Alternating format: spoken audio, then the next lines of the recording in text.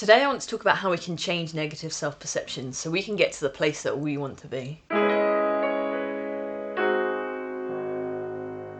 For those of you who don't know me, my name is Lee. I am an ICF credentialed leadership coach, and my passion is helping people with their careers, especially people who are neurodivergent. So last time I spoke about perceptions and the way we think about ourselves, and how the way we think about ourselves can actually affect our behaviour and affect how we move through the world and affect the opportunities that come our way. Our brains are these amazing pattern-seeking machines. And so if we have negative perceptions about ourselves, our brain will notice the patterns that confirm that negative perception. Whereas if we have positive perceptions and perceptions that we are on the way to becoming the person we want to become, and we believe that, then our brain will search for and recognise patterns of opportunities and things that affirm that, and how we can leverage that to make sure that we're moving in the direction we want to go in. I mentioned in the last video how one of the steps we can take on that journey to changing our self-image is to begin to identify as the person that we want to become, or with the skills or the traits that we want to obtain. And I left it on the note that some of you might think that's a bit unrealistic. How am I meant to identify as that thing if I don't believe it?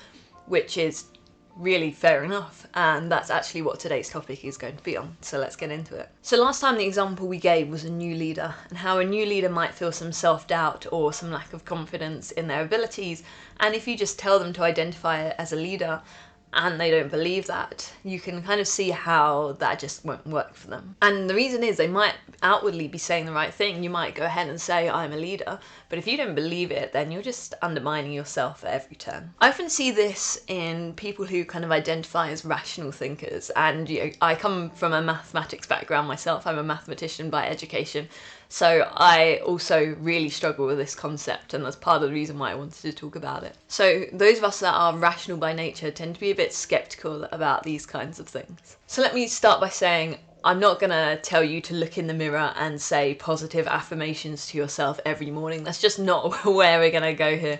Because if you're someone who believes in positive affirmation, then those work for you. Absolutely, go say your positive affirmations every morning. I 100% support you.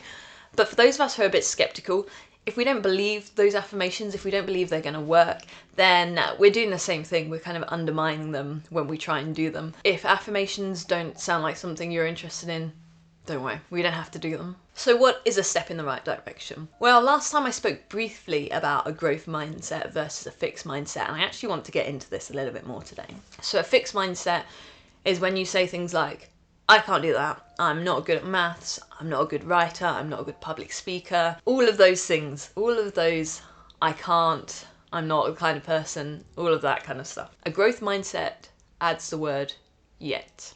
I'm not good at maths, yet. I'm not a good public speaker, yet. I'm not the kind of person that gets up early in the morning, yet. A growth mindset knows that we can learn, we can improve, we can develop, and we can use that to get to our goals. I will note here that it's definitely possible to have a fixed mindset about some things in life and a growth mindset about others.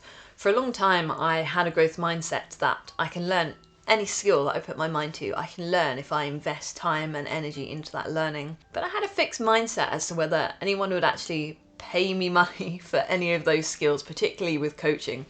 And that to me was a barrier because I didn't believe I could get people to pay me money. I wasn't investing the time into the sales skills that I needed to grow in order for that to happen. My fixed mindset was getting in my way, even though I had this amazing growth mindset in many other areas. I was wrong, but I had to enter the growth mindset to find that out. So the first thing to do if you have a fixed mindset and you want to change it to a growth mindset is to start questioning some of those thoughts that are coming up around it. You might find it easier at this point to work with a coach. That's kind of our bread and butter of what we do. We widen perspectives and we question existing perceptions to try and get you thinking a little bit differently about that. But if you don't want to work with a coach, you can make a start on this journey on your own. And one of the first things you can do is you can relate it back to other times in your life where you have had a growth mindset, or maybe you didn't think you could at first, but then over time your fixed mindset was proved wrong. Then you take the aspects of those situations and see how you can apply them to your current situation. Now, you might be at the stage where your instinct says, these are completely different situations, I can't apply anything there, it's a totally different place now. And fair enough, yeah, there are differences. But there's also going to be similarities. You know, this is your life experience that we're drawing for. And while you have grown as a person in that time, there's still something that's fundamentally you that you can draw on from that situation. As a side note, if this is really, really hard and you are really struggling with this, then ask for help. I mentioned earlier you might want to talk to a coach, but if this is something that's maybe trauma related, then it might be useful to talk to a therapist or someone who is trained with handling those kind of traumas. A coach is very much not. We know where the lines are. I never want to move into the world of trauma, but if it's something you need help with, then seek out the help there. So once we've started questioning that fixed mindset, we're on the journey to moving towards a growth mindset, because we're seeing examples that change the way we think.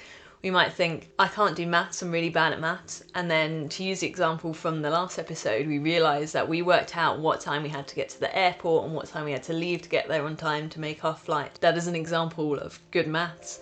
And so these little things that counteract the fixed mindset we have, we can use to build our growth mindset and keep working on it. We have to look for this evidence at first. We have to be quite intentional about it, because our brains will have a tendency to stick to the fixed mindset, to the old perception. So we have to be very intentional about finding those bits of evidence that run counter to that fixed mindset. You can also borrow other people's experiences when you're working on your growth mindset. So for example, I've been thinking about setting up a YouTube for a while. It's actually been spinning in my mind for a long time. I won't say how long. It wasn't until I made a new friend who is a successful YouTuber in their own right that I realised that actually this is a thing that I can do. It's possible for normal people, quote unquote, to be able to start a YouTube. I borrowed from their experience to show me that it was possible to grow into doing this. So find people you admire, find people who are like you, and use their experience if you need that to help boost your own mindset. As a side note, I'm actually a massive fan of the phrase, you can't be what you can't see, for exactly this reason. If you don't think that's possible, if you don't have any example of someone like you that is doing the thing you want to do, you might just have the fixed mindset and not even realise it's all happening as subconsciously. And note as well, this is also why I'm quite open talking about my ADHD diagnosis, because for many people with ADHD, we tend to have quite a negative perception of ourselves, and we're really good at self-deprecating humour and all that kind of lovely stuff that's very funny, but we don't often view ourselves as successful. We don't often view ourselves as competent, capable people. So if I can be here with my ADHD, being very open about it, and talk about success, talk about leadership, talk about these great things that I'm achieving, then you can borrow from my experience and see that you can do the same thing as well. So with those ideas around cultivating a growth mindset, we're on the journey to becoming the person that we want to become, to change that self-perception, to change that belief about ourselves. And then we start continually chipping away at it. We might not be able to tell what the whole picture is going to look like, but can we work out the first step that takes us a little bit further to where we need to go? Because once the first step has been taken, the second step opens up, and continuously we start to build towards that person that we want to be. Each step we take builds some more evidence for us and collects more for the growth mindset. And then at some point we get to the point where we're willing to try on that new self-perception again. And maybe it fits a little bit better this time. Maybe it's not quite so uncomfortable. And maybe it's even comfortable enough that we can start to identify as the thing, start to identify as a YouTuber, as a leader, as an entrepreneur. And through doing this, we start to pick up more of the behaviours, and it's almost like a snowball effect of rebuilding our identity and our self-perception. That's not to say there won't be wobbles on this journey. There will be wobbles for sure. And in fact, I'm not ashamed to admit that about 30 minutes before recording this, I had a bit of a meltdown about my own marketing abilities, but we're on the journey. We can recover from these setbacks. We can keep looking for that evidence that supports what we can do, and we can keep nurturing our new self-perception so that we start to believe it and become the homing missile taking us to where we need to go. So that's all we have time for today.